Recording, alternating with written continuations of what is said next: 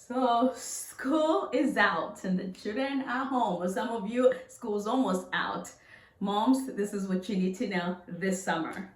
Thank you. Welcome back to my channel. Hi, I hope you guys are having a great day. So I wanted to sit down because you and I know we're going to start seeing content online. We're going to start hearing from other moms how, this is so hard. School's out. What am I doing with my children? They drive me crazy. This is chaotic. This is going wrong. So I thought I'll sit down and do a video uh, that I think we're going to need this summer while school's out, for those of you who have children in school, even homeschooling, who have children out of school during the summer.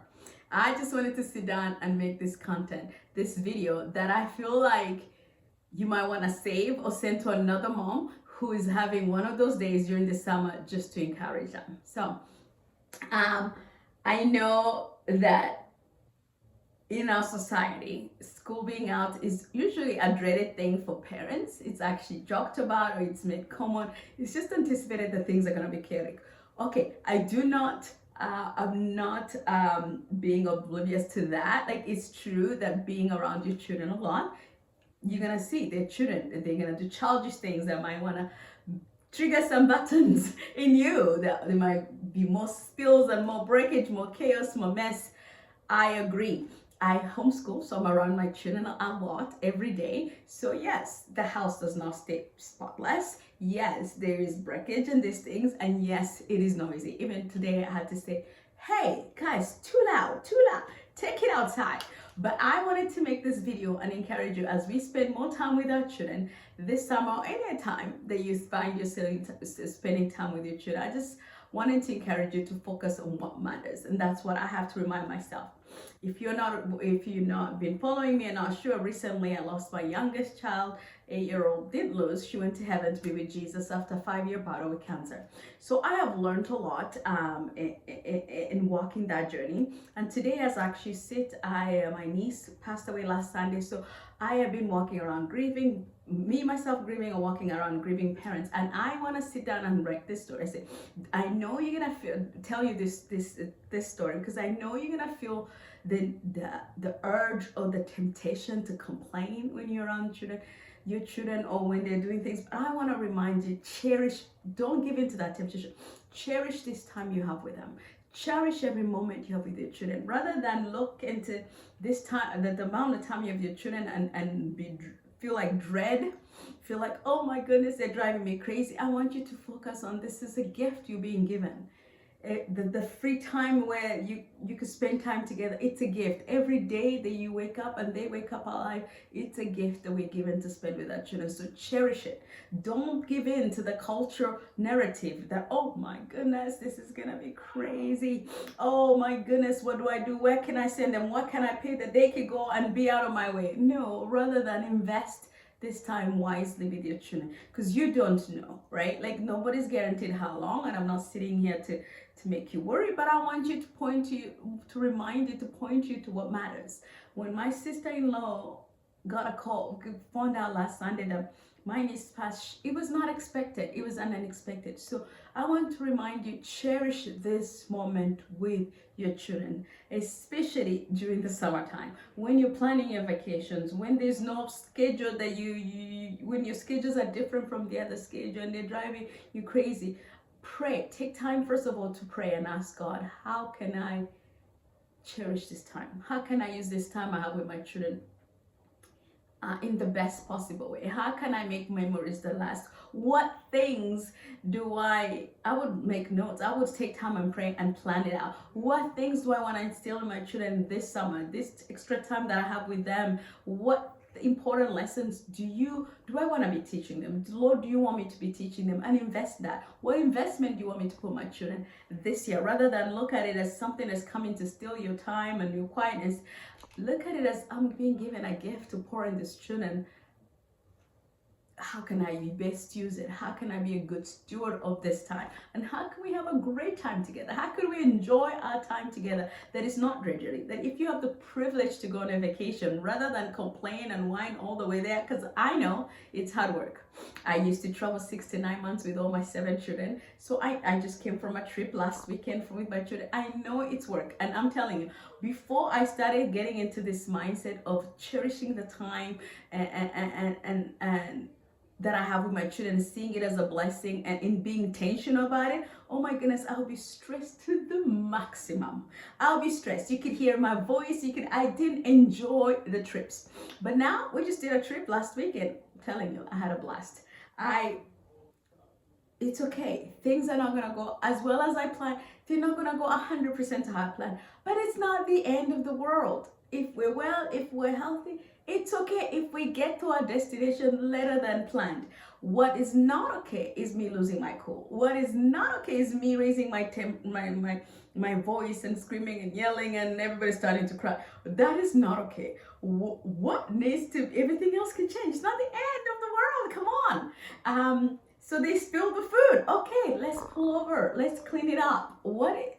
I guess it's changed me. Walking the last 5 years, watching my child through cancer has changed me. There's things that used to push my buttons that don't anymore.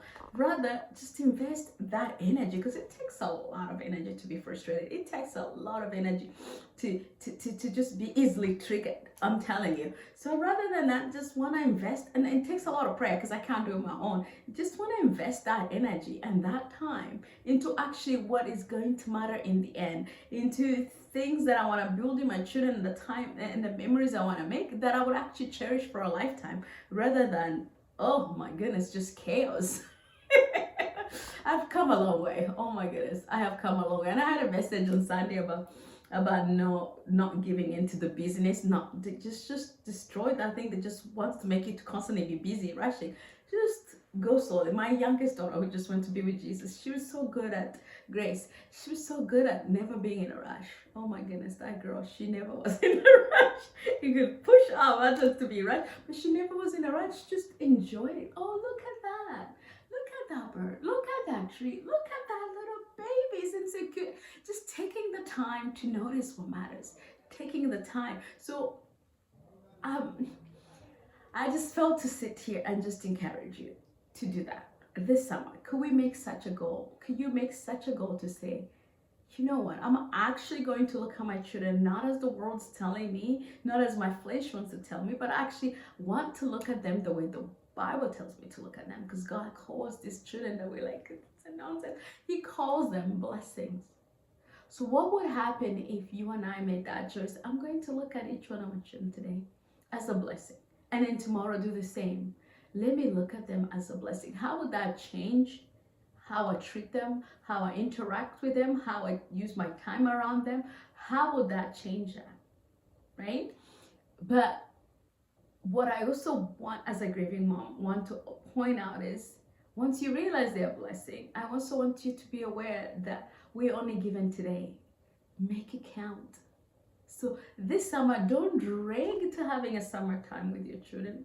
Don't drag, oh, how expensive this is going to be, but rather, oh, Lord, look forward and just be like, Lord, thank you for this time we get to have together. Thank you for the memories we get to make there. Thank you that we can go to a slower pace. We can take a walk. We can look at the garden. We can take on projects together.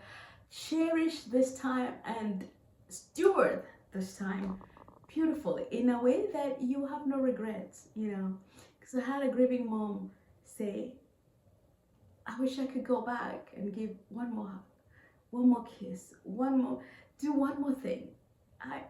It's been my desire and my prayer, God help me to live with, that by the end of the day, I'll be content with how it was spent, right? You know what I mean? And I have to say, I'm so grateful. Would I love to see my baby again? I'll hold her and kiss her and just, oh goodness, I miss her every day. But do I have regret? No. I loved her every day. I told her every day. I hugged her every day. I was lady on time. I'm passing those hugs on to my children right now. They're covered in hugs and kisses. They're like, Mama. I'm like, no, I'm just gonna get it as much as I can, and I listen and play. So I'm not perfect, but I learned. I'm telling you, from a busy go, always in a hurry, things have to be accomplished. I've had to learn that not everything that we're so busy about as moms is eternal. Not everything will matter in the end. So prioritize and steward this time beautifully. So let me summarize it. How about before we start dragging before we start dreading this time with our children this summer, and before the commercials and the camps, you know, promotions start telling us where to send our children, how about you seek the Lord and say, God, how would you have me spend this summer with my children? What kind of attitude would you have me have? What things would you want us to focus on? Right? Like, things don't just happen. If you just let it and you have no plan, believe me, things are just going to happen and the summer will be done and you'll be like, I could have done this, I could have done that. So I'm just encouraging you that take the time, seek the Lord, have a plan that you have peace about, that you can live with. If this was the only summer you had with them, right? Be faithful today. The Bible says, don't worry about tomorrow. Tomorrow will worry about itself. Just be good steward of today. And if you're a mom and you're grieved, you know what I'm saying. You know, life is a gift, so cherish it. So if you have any questions or comments, leave it down below. I'm working on a different schedule this summer too. I do as a homeschool mom, I do to take less. We learn throughout the year, but I do different things. Summers I love to just focus on projects personally, because there's a lot more hours and I want to do more outdoor projects and stuff like that. And so that's what I focus on. But even that, just God, what would you have us learn? What memories would you like us to make? And it doesn't always have to cost money, but it just has to, but it really does require intentionality. So I hope what I've shared is encouraging to you. And for every grieving mom, I hear you. And God sees us. So, and the rest of you, learn from us, so you don't have to ever wonder if you could have more time. Just enjoy today. All right.